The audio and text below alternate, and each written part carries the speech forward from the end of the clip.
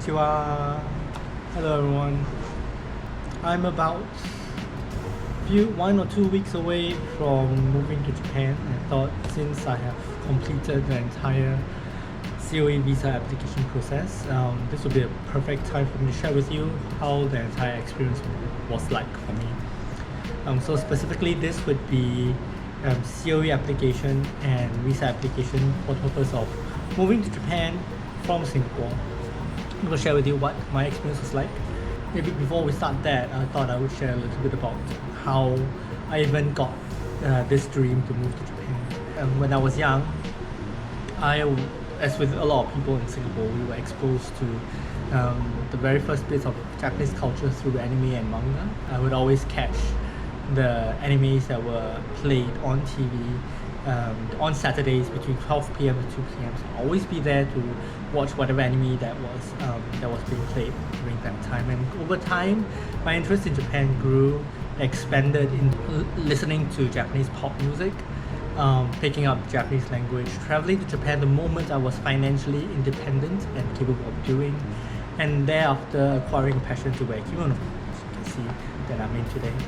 And somewhere along the way, I kind of nurtured this dream of living in Japan someday.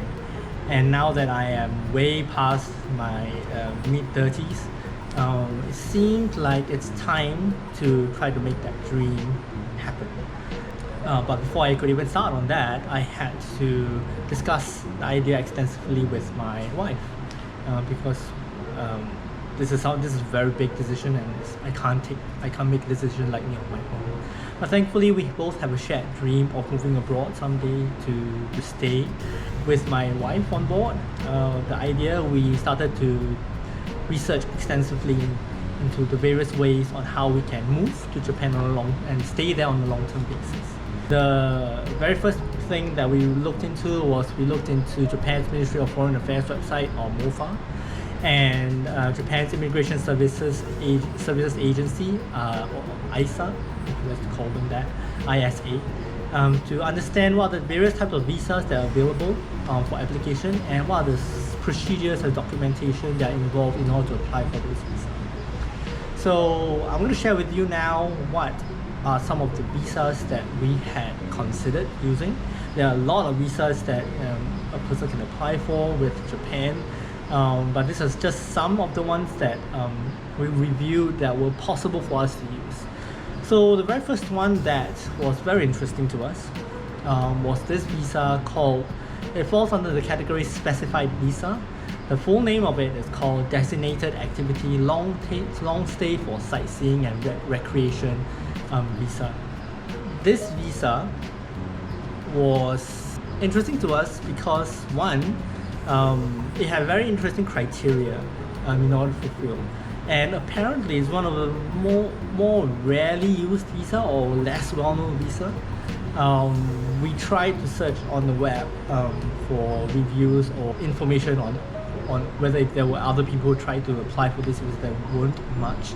We had to go to the extent of engaging a visa consultant to try to learn more about the visa. So what this visa gives is allows you to stay for 6 months up to a year, and you need to be 18 years old and above and show that you have, between you and your spouse or your partner if you have a partner, you have a saving of up to 30 million yen. In Singapore terms, this translates to roughly about $300,000. The next weird or rather interesting clause that it had that became a big barrier for us was that people who use this visa or applies for this visa are not allowed to bring the dependent children to Japan. So if we were to apply for this visa, we couldn't bring our son. This became a big deal breaker for us. And it is only later on that we kind of realized why perhaps this visa was made out in such a way where it had this savings requirement, and also no dependent child is allowed to travel with the requirement. It looks like this visa is mostly meant for people who have retired and they're looking to tour Japan for a long-term basis. So we kind of called it the retirement visa thereafter. So But still, it's still a very weird criteria, especially the one on the dependent children. We can't really understand why this requirement was there. There's someone out there who kind of knows why this requirement is still there. Please feel free to share in the comments below. So the next visa that we looked at was the student visa, because we also considered maybe we could take on a postgraduate master degree in one of the Japan universities and thereby get a student visa to enable us to stay in Japan. So what this visa gives you is it allows you to stay for a maximum of 4 years. While we were looking at this visa, we kind of learned that people who wish to learn Japanese language in one of the language school in Japan will not qualify for this visa. So this is kind of a tidbit that we learned along the way. But after thinking it through, it felt like it was going to be a major financial drain on us if we were to apply for a student visa. Because of course you still need to fund the program that you are applying to with the university. So that, and we won't have a job as well to support us while one of us is studying in Japan. So this became kind of a no-go for us. We decided to give this a miss. There were 2 other visas that came up when we were looking at the possible visas for us to apply to. One was called the startup visa. So this was one of the newly released visa in 2023. It allows a person who applies for this visa to stay up to 6 months in Japan, and it's really more to encourage people who are interested in setting up business in Japan. In addition to this requirement, applicants are required to meet certain conditions that were set up by the Ministry of Economy, Trade and Industry in Japan, METI. So we decided, yeah, it's not really a visa for us. We're not entrepreneurs or anything of that sort. So we gave that a miss. The other visa that came up recently as well in 2023 was this visa called the Future Creation Individual Visa. So this is yet another specified visa with and it was newly released. It allows people to stay up to 2 years in Japan, and is aimed primarily at attracting young talents, fresh graduates from top universities around the world, to invite them to Japan to look for work. Unfortunately, while my wife and I did graduate from one of the universities listed, there is an additional clause where it can only be applied by individuals who have graduated from such universities or institutes within 5 years at the point of the visa application. What this meant was that our graduation certificate had unfortunately expired, so we couldn't apply for this visa. So the reality of things is that despite our best efforts to look at other alternatives to get a visa to go to Japan, we were forced to examine a work visa. Thankfully, I was successful in applying for a job in Japan, so check out my video for the recount of my job application experience. So from then on, I had to work with the agent that my company appointed to assist with the visa application process. So here we go into the actual application phase. The very first step to the visa application is the Certificate of Eligibility application process, or COE for short. So I think I mentioned this briefly in my earlier video, that visa application is usually split into 2 steps, COE application and visa application. The bulk of the work is done in terms of visa application is done at the COE application stage. You can treat this kind of like a pre-visa application evaluation step, where they are evaluating you whether if you are suitable to apply for the visa. So as part of any visa application or COE application in this case, we have to submit a bunch of documentation. So here are the list of documentation that we had to submit. So personally for myself, I had to submit a proof of past 10 years employment experience in a specific industry that I worked in. Then I had to submit identification documents. So for Singaporeans, we had to submit our passports and our identity cards. I also had to submit my university graduation certificate. I had to submit my resume. I had to submit a COE questionnaire, and then you have to also submit a photo that is on in the dimension of 4 cm in height by 3 cm in width. So that's the documentation I had to submit for my COE application for the dependents, which are my wife and my son. Their documentation submission are a lot more straightforward. They only had to submit identification documentation, photo, COE questionnaire, and proof of relationship. So for my wife, it's the marriage certificate. For my son, it's the birth certificate. So we gave all this to the agent, and the agent took the documentation and made the application on our behalf to ISA in Japan. After all the application were submitted, we were only expecting to hear back from the from ISA in about 1 month's time. That seems to be the general processing time it will take from what we saw online.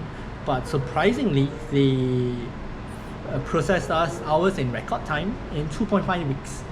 We kind of learned later on that sometimes how fast ISA process a COE application may be dependent on the position you're applying for, the company you're working at, and all those factors kind of influence how fast they might process your COE application. But at best, these are just rumors that we saw online. There's no way to prove it concretely. So it's just something that we kind of were interested in finding out as to why it came so fast. With the COE approved, we are now ready to go to apply the visa in Singapore. We're moving on to the visa application stage, and we're near the end of the entire process already. So the baton was now passed on to me because the agent who is based in Japan can't help me with this process, which only happens in Singapore and only I can do it. So I had to take charge of the visa application in Singapore. To do so, I have to go down to the Japan embassy in Singapore that's located at 16 Nassim Road. In order to go to the embassy, you can't go at any time you like. You're supposed to make an appointment because of security reasons. There are many different types of appointments and many types of visa application options you can choose, so make sure you choose the right one that applies to you. For me, it was for the long-term stay. The embassy is open from Mondays to Fridays. They're only open 2 time slots per day. It is either 8:30 a.m. to 9:30 a.m. or 9:30 a.m. to 10:30 a.m. I later learned the reason why it's only in the morning is because the afternoon is reserved for visa collection. So the embassy tends to release slots in advance on a 2 weekly basis. Things to note is that when you make an appointment, the appointment must be booked under the name of the applicant. So in my case, I had to book it under my name. And if you are applying for a dependents, in this case, your immediate family members, who are your immediate family members, so that includes your wife and your child, then you can make this application without a need for letter of authorization by the dependents that you're applying for. And the dependents also do not need to be present when you make the visa. Before we even go to the embassy, we had to prepare another round of documentation for submission. So these are the documents you have to prepare in order to make a submission at the embassy physically. First, you have to have your original passport. You will pass over the passport to the embassy people. They'll take it and then they'll return it to you during the visa issuance if your application is successful. So original passport. Second one would be a visa application form that is on the embassy website. I'll put the links down below. You have to fill it out. There are some questions of some personal information to fill up as well on the visa application form. And you also have to include on the form the recent photo that was taken. By recent, they mean within 6 months. It must be printed on a photograph paper, so you cannot print it on A4 like normal printing paper. It has to be a photograph paper. And stick it onto the visa application form. Then you have to have the COE. So in this case, if you got the COE approval through the email, you have to have the email with you You can show it through your phone if on the actual day, but you must also have a photocopy of the email approval, because they need to attach that as part of all your documentation that you submit. They need to attach it together for processing. Lastly, you'll need an identification card in our case. So you have to have a copy of the identity card, front and back. And these are the documentation that you need to have ready for every applicant. So in my case, I had for myself, my wife and my son, so I have 3 sets of documentation that I had to submit to the embassy staff. On the day of the appointment, go on time. So don't go. You're not allowed to go early apparently, because they are for security reasons and also for crowd management reasons. So it is highly advised that you go on time. Don't go early. Don't go too early. Don't go too late. I would recommend that you bring a book in case you need to wait for a long time. One, because the reception in the visa processing office is pretty weak, and you may need to wait a long time because of the crowd there. And if all the documentation are in order, the embassy will accept your application and will issue you the visa in 5 working days time. Based on my experience, it looks like as long as you get the COE approval, you're almost guaranteed that a visa will be issued. And each visa that is issued will cost you $29. They only accept cash payment, so bring cash, and they only accept exact amount. So don't expect any change if you don't bring exact amount. Once they accept your documentation submission, you'll be issued a notice, tell you when you're supposed to come back to collect the visa, at what time you're supposed to come back at to collect the visa, and other instructions that will tell you what to do on the day of visa collection. So here is some last few things that I would recommend you take note of.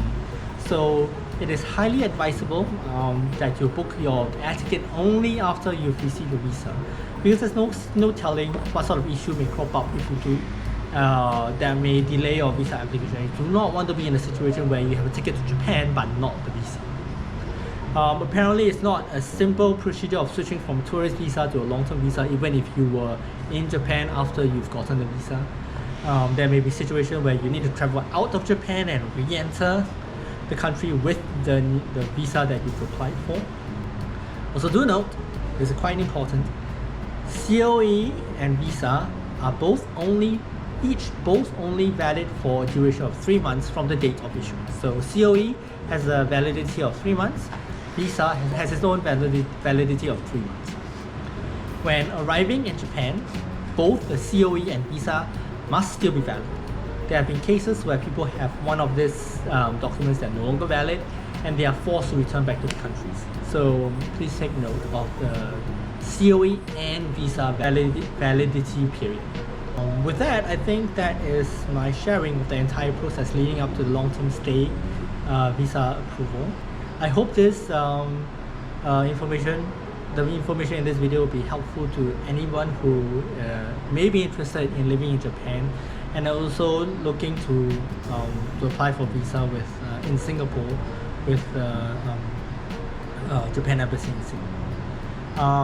I will be traveling to Japan very, very soon, and it has been decided that I will fly on first class with Singapore Airlines, so I'll definitely be making a video of the entire experience, so that's something for you to look forward to. So I think till next time, Johnny.